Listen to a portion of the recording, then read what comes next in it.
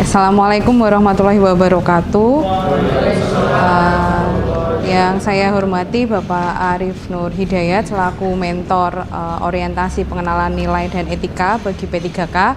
Yang saya hormati pula rekan-rekan P3K angkatan 63 sampai 67. Saya di sini akan mencoba mempresentasikan laporan orientasi pengenalan nilai dan etika. Langsung saja di sini rencana hasil kerja tahunan unit kerja di SMA Negeri 15. Kemudian jabatan saya adalah ahli pertama di guru matematika. Untuk RHK atasan langsung yang saya breakdown, yang saya pilih ada 3, yaitu tersusunnya kurikulum operasional satuan pendidikan KOSP yang berorientasi pada peningkatan pembelajaran secara partisipasif. Ini saya breakdown menjadi 3 RHK.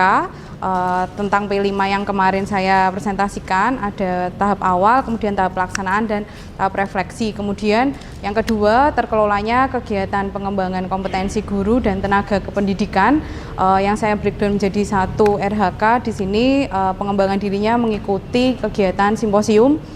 Dan yang ketiga, terkelolanya penugasan guru dan tenaga kependidikan untuk mewujudkan penyelenggaraan pembelajaran yang berkualitas sebagai tugas tambahan wali kelas.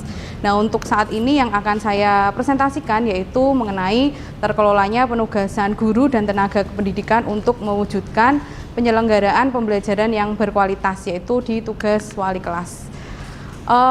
Di sini rencana hasil kerjanya meningkatkan kinerja satuan pendidikan melalui pelaksanaan tugas tambahan sebagai wali kelas, aspek indikator kinerja individu dan targetnya, kuantitasnya yaitu dokumen program, targetnya adalah 1 dokumen rekap hasil observasi siswa, kualitasnya adalah persentase kualitas program, ini 100%, dan waktunya, indikatornya adalah ketepatan waktu pelaksanaan, targetnya 6 bulan atau dalam 1 semester.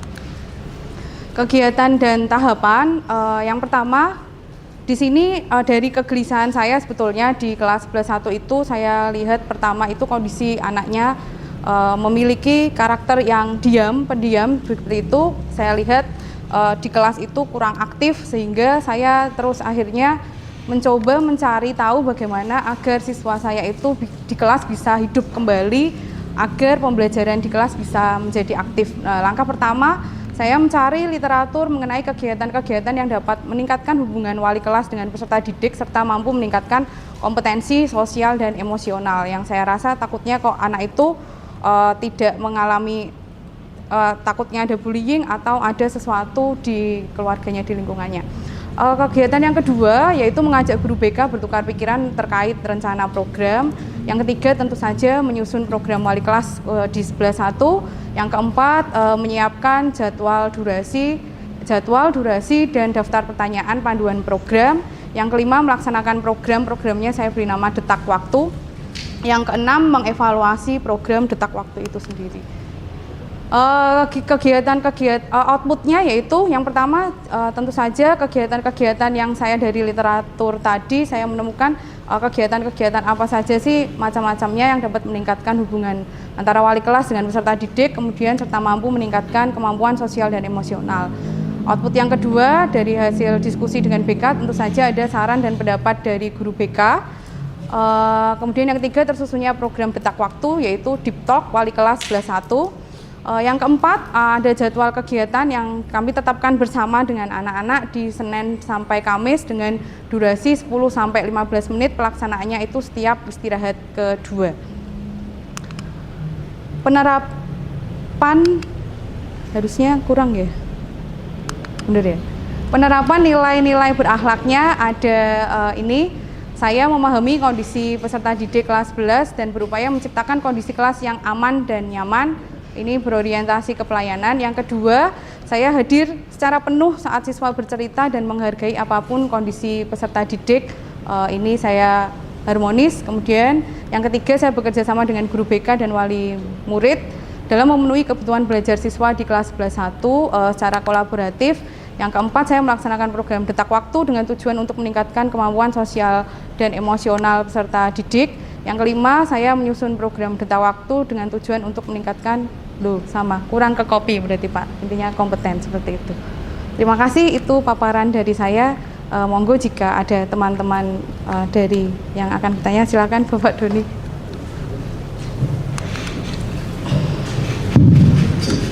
Ya, bismillahirrahmanirrahim. Terima kasih waktu yang diberikan kepada saya. Saya Doni Irawan dari SMA Negeri 15 Malang.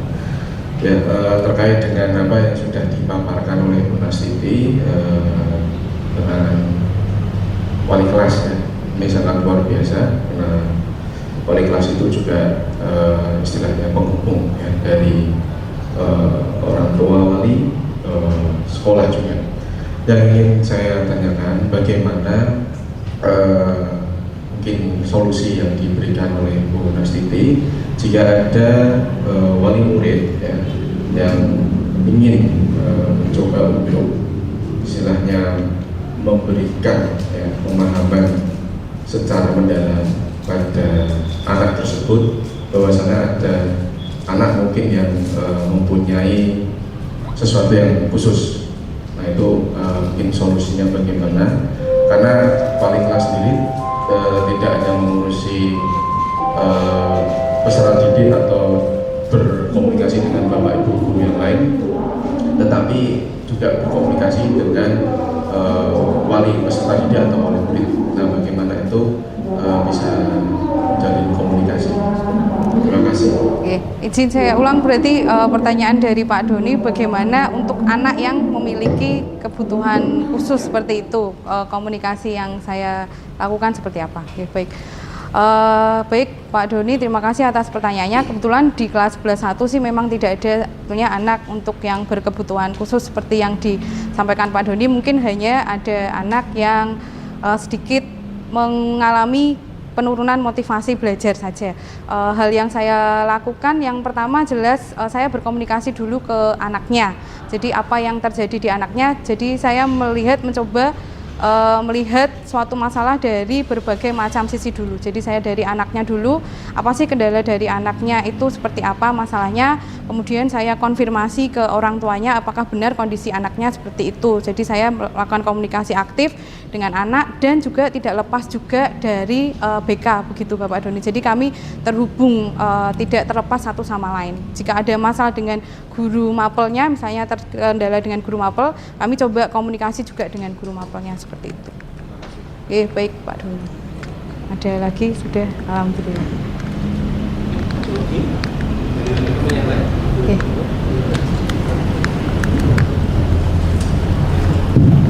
Terima kasih kesempatannya. Saya Yoga Wijaksana dari SMA 14. Luar biasa Bu Nastiti terkait dengan wali kelas. Memang yang saya rasakan juga wali kelas itu sebagai, betul tadi Pak disampaikan, bahwa penghubung antara siswa ke orang tua. Nah, berarti kan dalam artian wali kelas ini kan orang tua kedua. Nah, yang mungkin selama ini saya alami dan mungkin minta masukannya Bu, sebagai wali kelas itu sering kali dapat apa istilahnya, komplain dari guru-guru yang lain. Misalkan dari masalah anak-anak saya, Pak Yoga ini bagaimana sih anak Pak Yoga kok bla bla bla nakal, bla bla bla di kelas tidur dan lain sebagainya. Yang ingin saya tanyakan, bagaimana tips untuk bisa menghadapi, dalam artian menjaga kewarasan juga wali kelas, karena kan dalam posisi kita sebagai wali kelas, bagaimana caranya membimbing si anak ini biar dia bisa menjadi apa istilahnya, kembali ke jalan yang benar, dan kita menerima masukan-masukan itu. Jadi kan pasti banyak sekali masukan-masukan dari komplainan dari guru lain. Nah, itu bagaimana untuk cara menjaga kewarasan dari wali kelas? Terima kasih. Baik, terima kasih Pak Yoga. Memang hal itu yang seringkali menjadi pusing ya Pak, jika kita mendapatkan anak yang seperti itu. Kalau saya terapkan di kelas 11.1 Pak, mungkin di kondisi kelas 11.1 itu anaknya pasif. Kalau di tempat saya itu seperti itu. Maka itu tadi yang pertama, saya bentuk kesepakatan kelas dulu. Jadi kesepakatan kelas yang saya bentuk bersama dengan anak. Jadi ketika misalnya itu kita langgar, jadi saya pun berhak mengingatkan anak-anak itu juga, antara mereka juga berhak mengingatkan satu sama lainnya. Jadi di situ.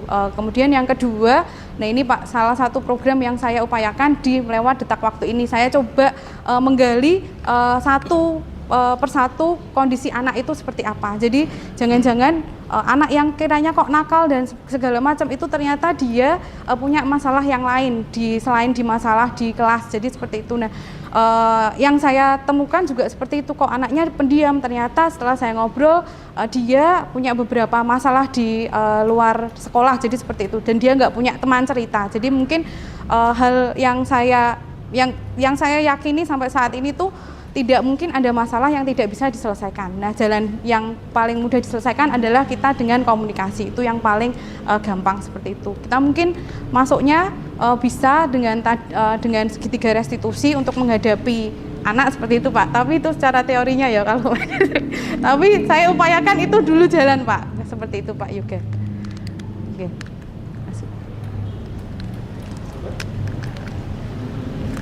Lagi dari yang lain. Ada? Kalau ada, kita masuk ke sesi umpan balik. Yang pertama, matur nuwun Bu Nasiti. Ternyata dari program tugas tambahan pun itu sebenarnya kalau kita explore bisa lebih jauh lagi. Gitu. Ternyata tugas wali kelas itu tidak hanya terkait dengan raport, tidak hanya terkait dengan administrasi anak, tetapi lebih jauh lagi adalah sebagai penyambung antara tadi orang tua dan sekolah gitu ya. Itu, dan saya tertarik tadi dengan program Detak Waktu. TikTok ya. TikToknya. Tadi ngambil waktu 15 menit. 10 sampai 15 menit, Pak. 10 sampai 15 menit. Rencana 2 sampai 3 bulan sebetulnya, tapi karena biasanya saya ada macam-macam, ini baru jalan 20 anak. Ya, karena di TikTok itu kan ngobrol tapi kan dalam ya. Yeah. Nah, kira-kira dengan waktu segitu itu cukup enggak kalau hanya segitu? Mungkin dengan menyediakan waktu. Saya yang jelas pertama 10 sampai 15 menit itu durasi yang tercatat ya, Pak. Tapi nanti kan ada anak yang bisa kita gali, ada anak yang saya kan ada menyiapkan pertanyaan-pertanyaan dulu. Jadi saya menyiapkan list pertanyaan-pertanyaan yang umumnya, kemudian biasanya saya tanyakan dulu sebelum list itu, saya tanyakan, kamu mau nggak ada yang diceritakan dulu ke Bu Nasiti seperti apa. Nah itu biasanya kalau itu langsung sudah ya ada yang deleweran juga. Kalau itu saya kasih waktu dulu, waktu jeda baru sekitar 20-25 menit itu, Pak. Oke, jadi ada pemetaan ya, ada pemetaan, terus kemudian yang anak-anak yang punya dalam tanda kutip butuhnya lebih itu berarti dengan meluangkan waktu gitu. Oke, itu sangat bagus. Kemudian mungkin kalau ini Bu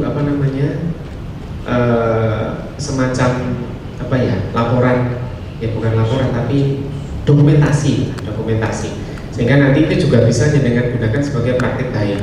Ini memang saya hanya foto sih, Pak, dokumentasinya foto. Jadi setiap saya ambil foto satu. Mungkin yang butuhnya khusus itu kan perlu masalahnya mungkin perlu saya catat.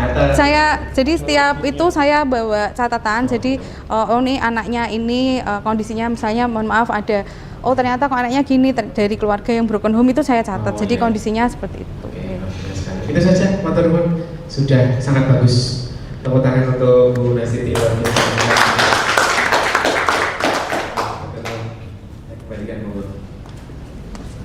Terima kasih Bapak dan Ibu. Sekian presentasi pemaparan dari RHK. Saya ucapkan terima kasih. Mohon maaf jika ada salah-salah kata. Wassalamualaikum warahmatullahi wabarakatuh. Orang usah tau bune liyane we. Isin aku.